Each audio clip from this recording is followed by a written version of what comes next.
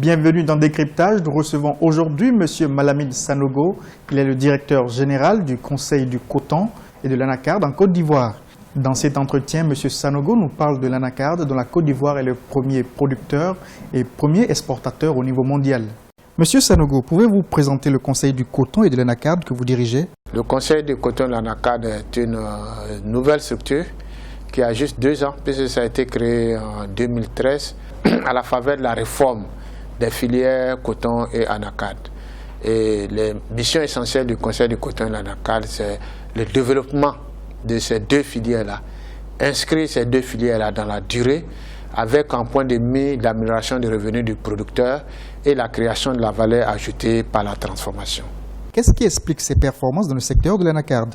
C'est d'abord la réforme initiée par le président de la République. Je vais vous faire remarquer que c'est la seule culture pérenne des 2 tiers de la Côte d'Ivoire, c'est-à-dire le nord, le centre et l'est de la Côte d'Ivoire.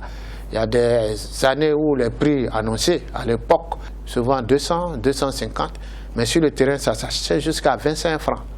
Et avec la réforme qui a mis en place un dispositif d'abord de traçabilité, avec des documents de commercialisation, avec l'identification et l'agrément des acteurs, tout ça a fait que la volatilité s'est réduite, les prix ont été tirés vers le haut et ça a créé un engouement au niveau des producteurs. Vous avez dit que la pomme pouvait faire l'objet de valorisation en même temps que la noix.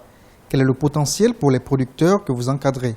Aujourd'hui, on peut dire qu'essentiellement la pomme est jetée, sauf pour quelques cas. Je voudrais quand même féliciter, je crois qu'un de nos doyens qui fait beaucoup de recherches, qui nous démontre qu'on peut faire beaucoup de choses avec la pomme. On peut faire la loco, par exemple, avec la pomme. On peut faire du vin avec la pomme.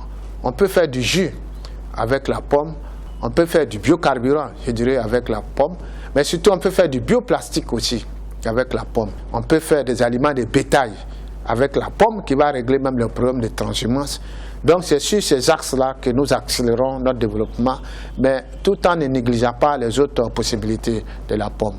Les petits transformateurs nationaux se plaignent de ne pas être financés par les banques.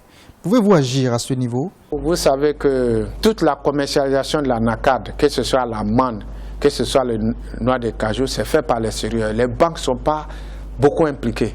Donc tous les efforts, l'un des objectifs de la recherche et de la réforme, c'est d'intéresser les banques au financement de la filière. Ça suppose que les banques aient de la visibilité. Je vous donne un exemple. Là, on travaille sur les récépissés d'entreposage. Les récépissés d'entreposage, c'est quoi? C'est un système d'entreposage qui va permettre d'acheter la noix de cajou brute par des banques. Et ces noix de cajou brutes là vont être mises à la disposition des transformateurs qui vont les transformer et qui vont les vendre selon un schéma. Et l'argent reçu de la vente va venir pour rembourser le financement de la matière brute. Songez-vous à mettre sur pied un fonds de garantie? Je ne vais pas anticiper sur les dispositions qui vont être prises, mais ce que je peux dire et rassurer ces transformateurs, c'est que le gouvernement ivoirien est conscient qu'elle doit transformer la totalité de ces matières premières, non seulement pour créer de la valeur, mais pour assurer la durabilité, parce qu'il y a des risques. Nous, on envoie dans 2 destinations seulement. Et ces pays-là, s'ils ont suffisamment de noix pour répondre à leurs besoins de transformation, qu'est-ce que nous allons faire avec les noix? Et on sait que le marché final n'est pas là-bas. Donc on a intérêt à transformer, nous allons transformer, le gouvernement va mettre des mesures pour transformer. Voilà. Vous avez parlé de risques parce qu'il n'y a que 2 débouchés pour les exportations. Comment intéresser les Ivoiriens à la consommation d'une partie de la production d'anacarde? Vous ne pouvez pas développer la transformation dans un pays s'il n'y a pas un système de consommation locale. Je vais vous le dire parce qu'en général, les usines de décortiquage, ils sortent d'abord des produits de valeur. Les produits de valeur sont les amandes entières. Voilà. Mais il y a des amandes qui sont piquées, qui sont touchées, et il y a aussi des brisures d'amandes qu'on appelle les sous-produits de l'usinage là. n'ont pas une valeur commerciale. Et voilà, donc il faut trouver les moyens pour les consommer localement. C'est pour ça qu'on fait le salon. Le salon a deux volets. Il y a le volet vulgarisation des équipements, des technologies, mais aussi encourager à la consommation locale des produits. Et nous, on s'est rendu compte vraiment que ça va. Les produits de l'anacarde sont en phase avec les habitudes culinaires des Ivoiriens. C'est une question de publicité, c'est une question de marketing. Quand on vous donne la pâte d'anacarde, et qu'on vous dit, vous savez, la pâte d'arachide, allez faire une sauce, mais quand vous mangez, vous ne pouvez pas faire la différence. Hein. Et encore, là, il y a plus de valeur nutritive que dans l'arachide. Quel est le chiffre d'affaires de la filière? On ne pouvait pas bâtir un mécanisme sur un fonds de garantie, parce qu'on n'avait pas de fonds de garantie comme certaines filières. C'est pour ça qu'on s'entend avec les acteurs pour partir sur ce qu'on appelle le prix minimum plancher. Un prix en dessous duquel on ne doit pas acheter.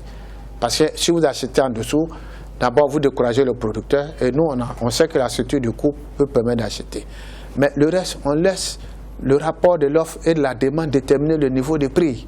C'est comme ça qu'on fait. C'est pour ça que vous voyez que, tu vois, nous on annonce les prix comme l'année dernière à 275, mais c'est monté jusqu'à 500 du fait de la concurrence et du fait de la demande mondiale. Voilà, il y a eu des pics jusqu'à 600. Voilà. Mais dans notre schéma, on s'est dit que pendant 2 mois de commercialisation, si c'était dans le sens contraire, on allait se revoir et puis arrêter notre niveau des prix minimum plancher plus bas que le prix initial.